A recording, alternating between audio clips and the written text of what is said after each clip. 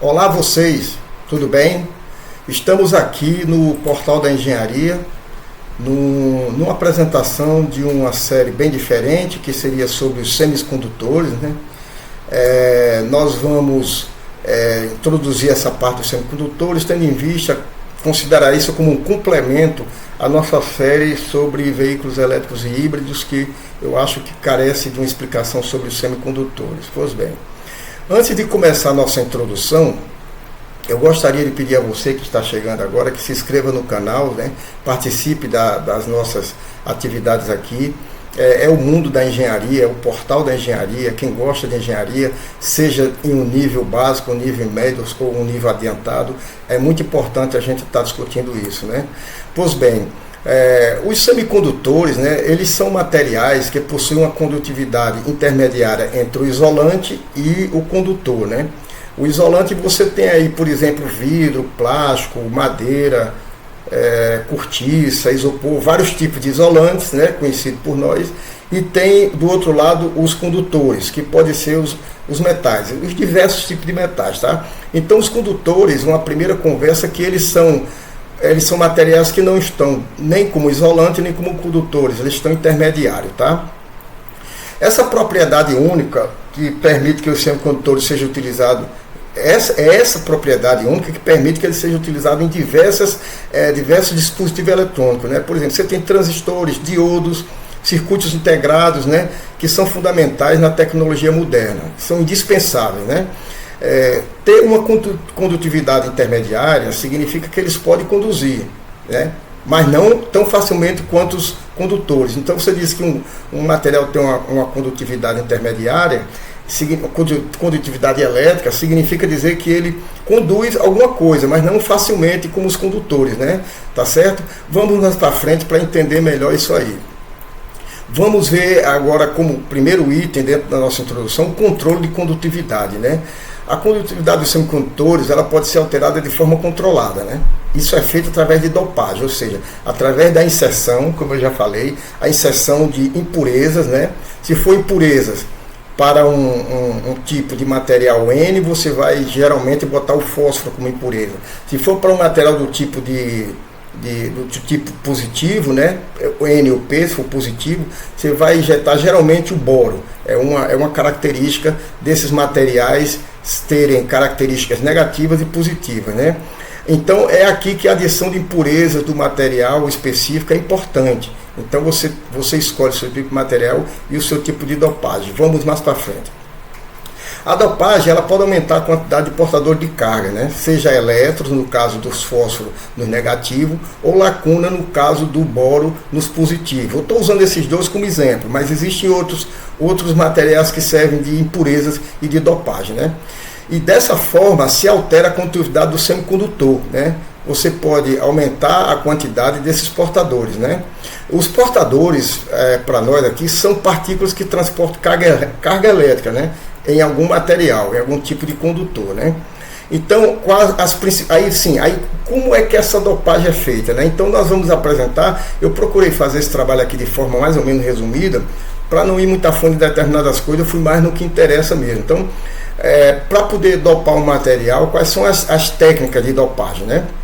A primeira que eu estou apresentando aqui é a dopagem por difusão, né? Difusão você já pensa em alta temperatura, né? Nesse método, os átomos dopantes são introduzidos em um semicondutor por meio de um processo de difusão térmica, ou seja, elevadas temperaturas, né? Nessa dopagem por difusão, né, o material é exposto a um vapor, a um sólido que contém um dopante a alta temperatura, né? Ele é infundido, ele entra por infusão na estrutura do material, né? Os átomos de dopante se difundem na estrutura que está ali no semicondutor, alterando sua condutividade. Só para adiantar, por exemplo, os dois semicondutores que nós conhecemos, silício e o germânio. Esses materiais não foram escolhidos pela ciência por acaso, não. É porque eles têm uma estrutura cristalina adequada para esse tipo de inserção de impureza. Então eles não foram escolhidos por sorte, não. Eles foram escolhidos porque eles têm uma estrutura cristalina muito adequada para esse tipo de inserção. Outros materiais não teriam esse sucesso, tá certo? Então, o segundo tipo de dopagem, que é a dopagem por implantação iônica, né? Essa implantação iônica, né, ela envolve injeções de dopantes em alta energia diretamente no semicondutor, né? Os íons são acelerados em um campo elétrico, né, e colidem na rede cristalina, criando um perfil de dopagem. É como uma cementação no tratamento térmico, tá? É mais ou menos parecido com aquilo ali, uma cementação. Então, por exemplo, quando se diz que os íons colidem na rede cristalina e são inseridos, é porque essa rede cristalina, seja um silício, seja o silício ou seja o germânio, eles são adequados para esse tipo de inserção, tá? Não é à toa. Ainda sobre essa implantação iônica, o semicondutor geralmente passa por um tratamento térmico depois, né, para reparar danos na rede e ativar os dopantes, porque essa rede cristalina ela é muito própria para esse tipo de trabalho, tá? O terceiro tipo de dopagem, como é que é feito essa inserção de impurezas nos semicondutores, né? É a dopagem por deposição química, né? Ela tem a deposição química a vapor, né, de vapor, ou deposição química por camada, né, por camada atômica. Pode ser usado para introduzir dopantes em uma camada muito fina de semicondutor. Ela tem essa vantagem, né? Esses métodos permitem um controle preciso sobre a quantidade e a distribuição dos dopantes. Então, esses métodos apresentados, esses três, são as três formas pelas quais a gente pode dopar um semicondutor, um material, seja silício ou germânio, que são mais conhecidos, para que ele seja caracterizado e classificado como semicondutor, tá? O processo de controle. Depois que você faz a dopagem, você tem que ter um processo de controle. Durante o processo de dopagem, você tem que ter um processo de controle, né? Porque a quantidade do dopante que você insere lá determina a resistividade do semicondutor. Isso é feito o controle por meio de concentração do dopante. É uma forma de controle, né? A quantidade de impurezas acionadas deve ser cuidadosamente medida e controlada, né? Isso é uma forma de controle do dopante no semicondutor, né? Até que essa quantidade você vai inserindo. Não vamos falar sobre como fazer esse controle, mas é importante saber que existe três tipos de controle. O primeiro é essa concentração de dopante, né? Então, quando o controle lá, pelo técnico que está fazendo o trabalho em laboratório, ele sente que está atingindo as propriedades desejadas, essa dopagem, essa inserção de dopagem é parada, tá? Outro tipo de processo de controle dos semicondutores, da dopagem de semicondutores, é a temperatura e o tempo de tratamento. É mais ou menos parecido com o tratamento térmico, né? Você tem a temperatura do tratamento e tem o tempo de tratamento. Se você desobedecer a esses dois parâmetros, você pode ter um insucesso no seu tratamento térmico. Aqui, do mesmo jeito, você tem um controle dos processos de condutividade.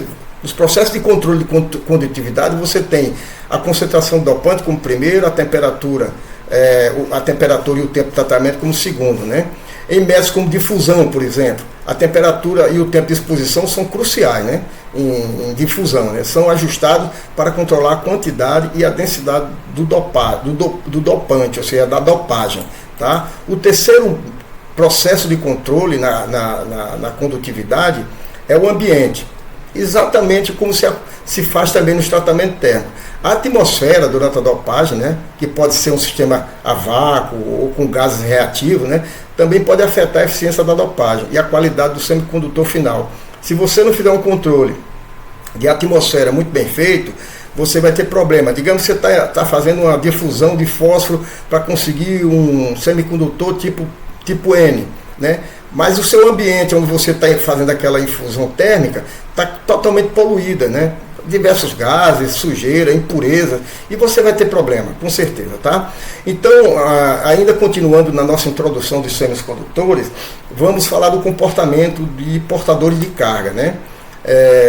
Nos semicondutores, a condução elétrica ocorre devido a dois tipos de portadores de carga, né? Já falamos antes e vamos repetir. A carga negativa, que geralmente é obtida por um tipo de impureza, tipo fósforo, e as lacunas, que são conseguidas através da inserção de boro, por exemplo. Por que isso acontece? Nós vamos ver lá na frente que no caso das cargas negativas, você geralmente insere o fósforo que tem 5 elementos de valência, 5 elétrons de valência na última camada. Como ele tem 5 elementos de valência e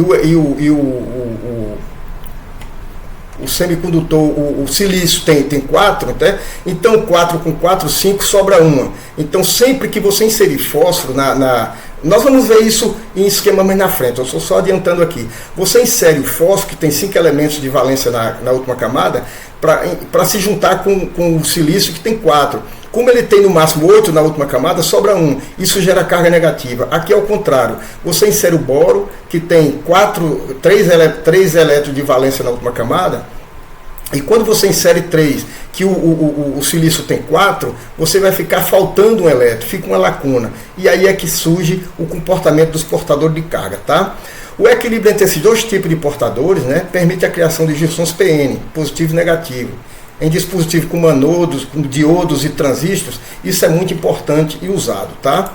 O transistor, por exemplo, em um transistor a capacidade de controlar o fluxo de corrente elétrica é crucial, né?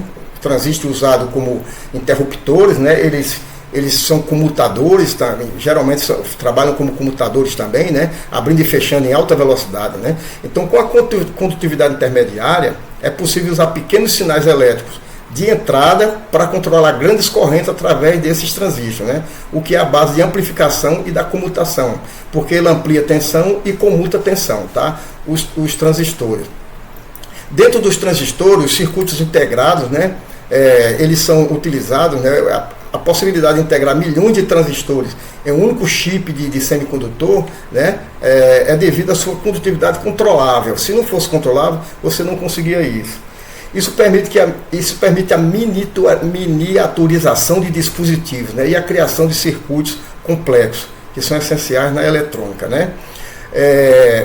Por último aqui, o diodo, né, ainda dentro dessa parte de comportamento dos portadores de carga, os diodos, que permitem a passagem de corrente em apenas uma direção, o diodo é como se fosse uma retenção, né? Ele permite corrente nesse sentido e não permite nesse. É uma retenção numa linha de fluido, por exemplo, né? É mais ou menos essa comparação assim rápida entre o diodo e uma válvula de retenção, por exemplo. Então esse diodo depende da junção PN, né? A condutividade intermediária dos semicondutores facilita a formação dessa junção, né? Essa junção PN, permitindo que os diodos desempenhem papel em retificação de proteção do circuito. Eles tanto fazem retificações, né? Retificações diretas, meia onda, como eles fazem retificação onda completa usando as pontes de diodo, né? E eles também, além da retificação, os diodos servem de proteção dos circuitos, né? Ele serve de proteção do circuito, não deixando a corrente fluir em determinado sentido. Ele, como eu falei, ele serve como uma retenção, tá certo? Nós estamos chegando ao final dessa primeira parte aqui dos semicondutores, né? E eu espero que dentro de 3 vídeos ou 4 vídeos no máximo, a gente termine essa parte dos semicondutores, né? Pois bem, no próximo vídeo, né, nós vamos falar sobre as propriedades dos semicondutores, tá? Então eu agradeço se você chegou até aqui, peço que você deixe seu gostei, se não gostar, deixe seu não gostei, tá? Mas sem problema, a gente está aqui para discutir, eu sou da área de mecânica, mas gosto muito desse assunto, tá? Me dedico bastante a ele, estou aqui para discutir e tentar conversar o máximo possível e também receber dúvidas, críticas, o que vocês puderem fazer, tá? Então, se você chegou até aqui, eu lhe agradeço, um grande abraço a todos vocês e tchau!